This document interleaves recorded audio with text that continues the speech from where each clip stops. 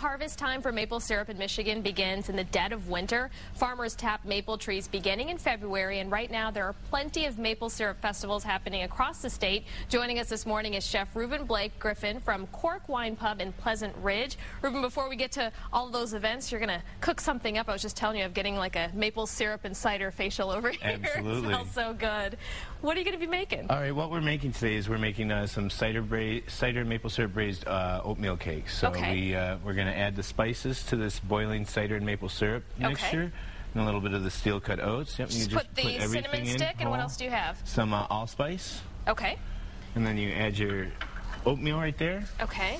And these are the steel cut? Yep, those are the nice, good steel cut oats. The cooking preparation for this is about half an hour once it comes back up to a boil, so it's something suggested to do definitely ahead of time, if not a day ahead of time. Okay. So it comes back up to a boil, and then we cook it down at a simmer for about half an hour to really activate the starches and form it up really well. Okay. And tell me, this is such a big industry in Michigan. There's so many things you can do with maple syrup. Absolutely.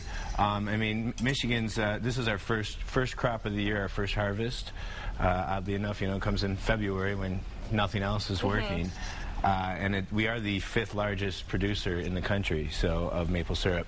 So you can do so many different applications with this. What I wanted to do was something that was easy to cook at home for people, and just use a new technique of cooking oatmeal, which is a very healthy alternative for breakfast. Yeah, it's so good for you. So once this is done here, what happens next? Once it's done here, we have you have a preformed, you have a nice little cake pan. You spray it out, a little bit of parchment paper lining it up, and once that's completely cooked, we're going to pour that into here and then let it chill in your refrigerator for at least 2 hours, but at least, definitely up to a day is always preferred. Okay. And in the end, what you do is it comes out and you have this this nice little cake that you can cut up into different shapes, however you like it. Okay. And then we'll go right into a pan, a nicely buttered pan, because butter makes everything better. Yes, it does. And you said this is really similar to polenta in a way, right? Yeah, I mean, essentially this is like doing a nice grilled polenta, because as you can see, this is the oatmeal. And all that's in here is the cider, the maple syrup, and the oatmeal and the spices. Now, of course, I pull those spices out before we put it in. Okay. But so then the cakes go into the pan, and you get a nice little sear on it, so you get some good texture, nice brown crunch on the outside, and soft, gooey center. And it's all about the maple syrup. And you were telling me how long it takes, or how much sap it actually takes to get maple syrup. Absolutely. It takes 40 gallons of sap to create 1 gallon of maple syrup. So you can understand why it costs, $10 for a small little pint. It's quite the undertaking to do. And while this is cooking, just tell me about some of the activities going on surrounding maple syrup. I know for the whole month, every weekend in the month of March, you have up in Midland the maple syrup time. Also in Holland, there's a farm you can go to for the next 2 weekends, and then in Kalamazoo, next weekend only is their maple syrup festival. So a lot to enjoy. Absolutely. Many ways to cook with maple syrup. And this is something that you probably use around breakfast time, you think? Absolutely. It's great for breakfast, unless you're a chef like me, then normally you eat breakfast for dinner.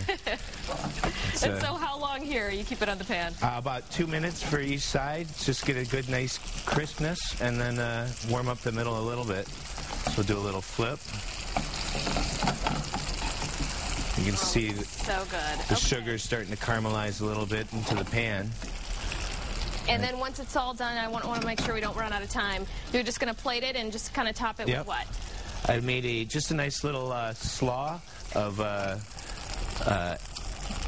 apples, Michigan dried cherries, almonds, and a little bit of cinnamon. It smells delicious. You just top it with that, and like you said, you've got some fruit over there too. A little bit of maple syrup. Again, just to give it a nice little taste, nice little presentation. I'll give you the syrup. This maple syrup. Nice little drizzle. Thank you so much for being here. It looks delicious. I can't wait to taste it. For all the details on this recipe and all of those activities, just go to our website, WXYZ.com, and click on the Scene on 7 section. We'll be right back.